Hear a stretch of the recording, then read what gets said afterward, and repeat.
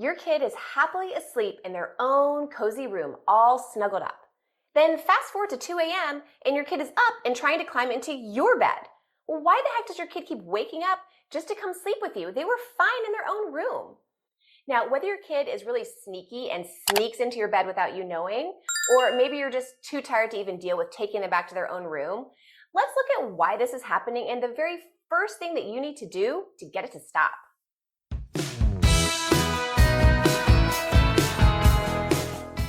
If your 3, 4, or 5-year-old has been invading your bed for a while now, it may have started because maybe you thought it was going to be cozy. Maybe you thought it was going to be nice and snuggly and you kind of had an idealistic view about it. Or, maybe it started because you kind of felt out of options in the middle of the night if your kid was waking up and you didn't really know what else to do. So you just wanted everyone to get some sleep, so you brought them in your bed with you. But either way, if you've kind of come to realize that sleeping with a toddler or preschooler is kind of like sleeping with an octopus, and you're ready to figure out how to get the wake-ups to stop and how to get everybody sleeping in their own beds, there is a way out. So let's dive in. Who knows why the bed sharing started in the first place? It could have been like your kid had a bad dream one night, or maybe they were sick and had a fever and they were coughing and you wanted to, lay in bed with them. Or maybe you were on vacation and you had to share a bed in a hotel room. But honestly, who cares why it really started? It doesn't really matter. What matters is that it's happening now and it's become your new normal and you're starting to think that it sucks. Kids are real creatures of habit, and that's exactly what's happening, a habit, a routine. So you put your kid to bed in their own room, and then at some point in the night, they come and they sleep in your bed. And the longer this pattern goes on for, the stronger and stronger it gets, right? Maybe it was just happening like a couple times a week, and then it started to be more frequent. So this is what happens with habits. This is how habits work. The longer they go on for, the stronger and stronger they get. And the longer this habit goes on for, you may actually start to see bedtime become more of a challenge because your kid starts to think of your bed as their bed, right? So when you're putting them to bed at bedtime, your kid's starting to think like, well, why are you even putting me to bed in here when we all know that I sleep in your bed? Now, even if we don't know why this habit started in the first place, we know why it keeps happening, right? I mean, we can all agree that it keeps happening night after night because it's working, right? It's working. It's working to get your child into your bed. So whatever behaviors your child has learned how to do in order to make that happen, that's what you're going to see every night. So how do you break the habit of them coming into your room in the middle of the night? And how do you start some new good sleep habits so they can sleep in their own room all night long? I'm going to give you a little tough love here. I need you to be really honest with yourself and admit that you are allowing it to happen. You are allowing your child to come into your bed in the middle of the night, even though you don't want them to be doing it.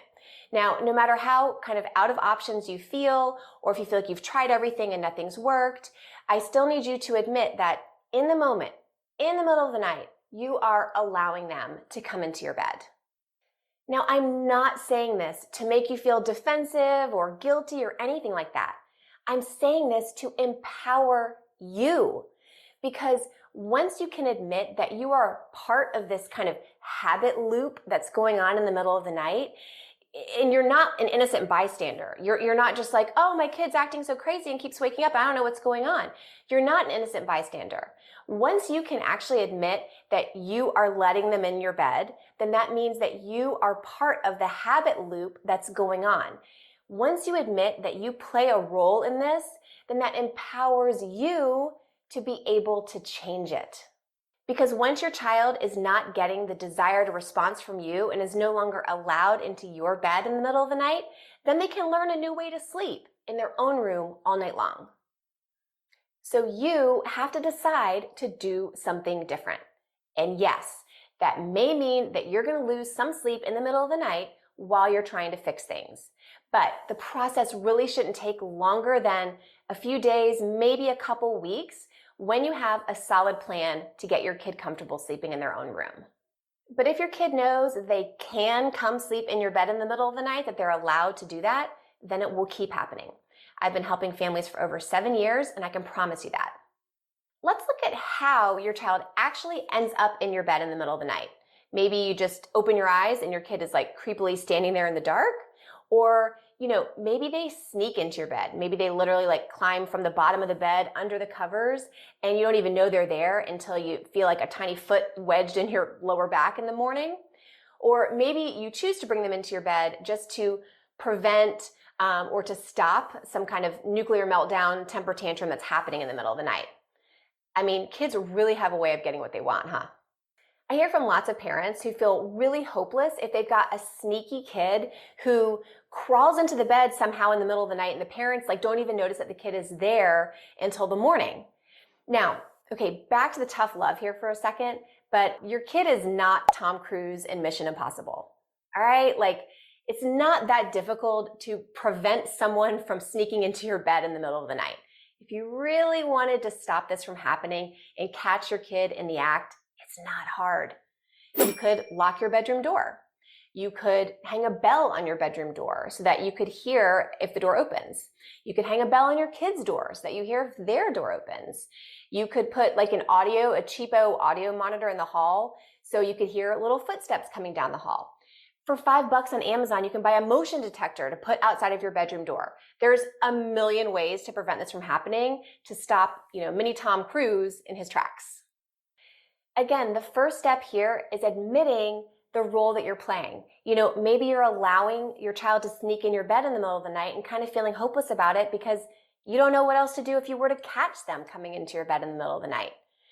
By admitting and being honest about the role you're playing, it really empowers yourself to make a change.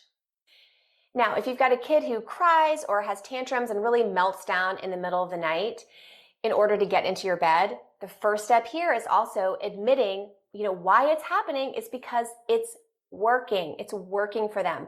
This tantrum behavior is working and allowing them to come into your bed in the middle of the night. So the first step in this situation is really deciding that you want to make a change and that you're ready to do something differently. You need to admit that you want to be done with bed sharing and you want to figure out a way to make it stop.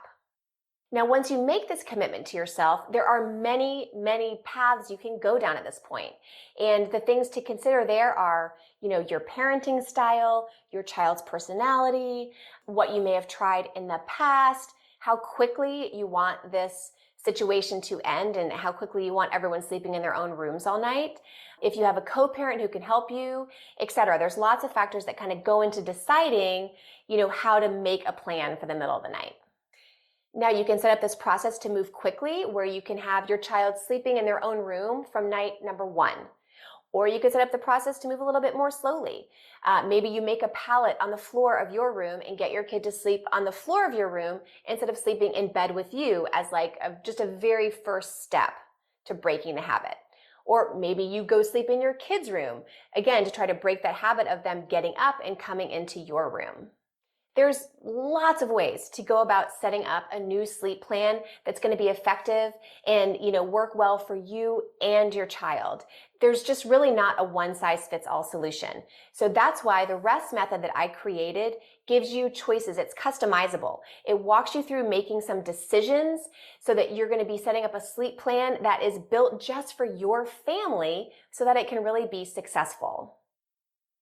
But the very first step is admitting the part that you are playing in the situation so that you empower yourself to make a change. If you want to learn more about my rest method, check out this video.